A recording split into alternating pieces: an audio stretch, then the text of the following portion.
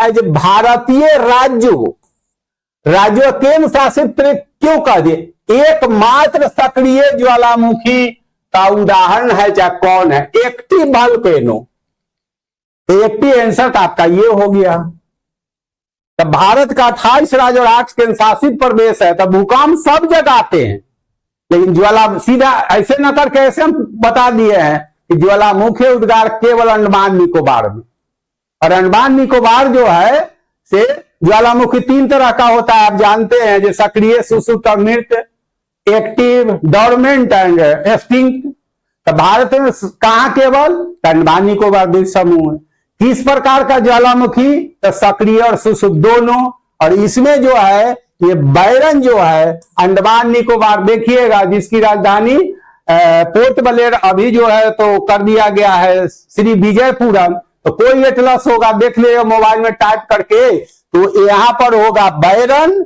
अब बैरन जो है से एक्टिव है, सक्रिय है। उसके थोड़ा इधर होगा नारकोडम, कहीं लिखे हैं, तो ये जो है से डोरमेंट है, मतलब सुषुप्त है। तो भारतीय राज्य चाहे केंद्र शासित, या केंद्र शासित क्यों लिखे हैं? राज्य रहते तब ये तो आयोग जो परीक्षा देते तो काट देता, नहीं। ये बैरन जो है से अंडमान निकोबार है, तो केंद्र शासित प्रदेश है, यूटी है। तो इसलिए राज्य तो नहीं ये होगा, जब होगा तो ये होगा। कर आप यूटी में कौन जानते हैं? तो ये जानते हैं अंडमान निकोबार। और उसके ऊपर जो देखिएगा तो बैरन लिखे दिए हैं, सीधे आपको हिट करना है। जी एकमात्र सक्रिय ज्वालामुखी है, उसका नाम है बैरन, और दूसरा है नारकोडम, जिसको डोरमेंट, जिसको हिंदी में आप ये बोलते हैं सुषुप्त। हो गया। तो सक्रिय पूछेगा तो ये, सुषुप्त पूछेगा तो ये, और क्वेश्चन पूछेगा जो भारत में किस किस प्रकार का ज्वालामुखी उद्गार होता है, तो सक्रिय और सुषुप्त दोनों। यद्यपि भारत में पॉलिटिकली 28 राज्य और 8 यूटी है, लेकिन वोल्केनिक इरप्शन ज्वालामुखी उद्गार जो है से केवल अंडमान निकोबार इरप्शन ज्वालामुखी उद्गार जो है से केवल अंडमान निकोबार द्वीप समूह पर होता है।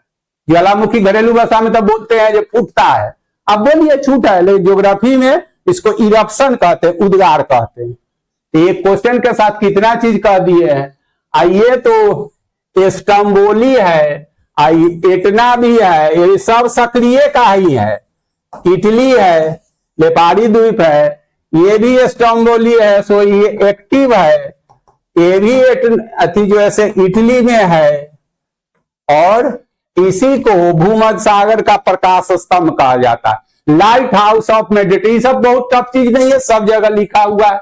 अब सुन के आप देखिएगा तो इससे कोई गलती नहीं होगा। तब आपके किताब में दिया, क्लास का बार बार पिछले क्लास में भी यही बोले, टीचर करता कुछ नहीं है, आपके दिमाग को एक्टिव कर देता है। जो आपका मटेरियल है उसको अब आप सुनिएगा, आप देखिएगा तो लगेगा जरे क्या है, कुछ है तो है नहीं। तो ये जब ज्वालामुखी पढ़िएगा तो एटना, स्टम्बोली, वेसुवियस, ये सब चर्चा होती है, फिर देखेंगे और कोई क्वेश्चन।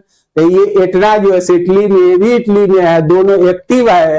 ये भी एक्टिव है, डोरमेंट नहीं है, दोनों भारत में है, ये दोनों इटली में है। इटली मतलब यूरोपीय कंटिनेंट में है। दोनों इसी को भूमध्य सागर का प्रकाश स्तंभ कहा जाता है, लाइट हाउस ऑफ मेडिटेरियन सी। और 15 मिनटों के अंतराल पर इसका इरप्शन होता तो भी लगातार होता। लगातार का मतलब यहाँ कंटिन्यूअसली नहीं है, कंटिन्यू, ये सब टर्म आपके लिए अभी है नहीं, टफ लगेगा।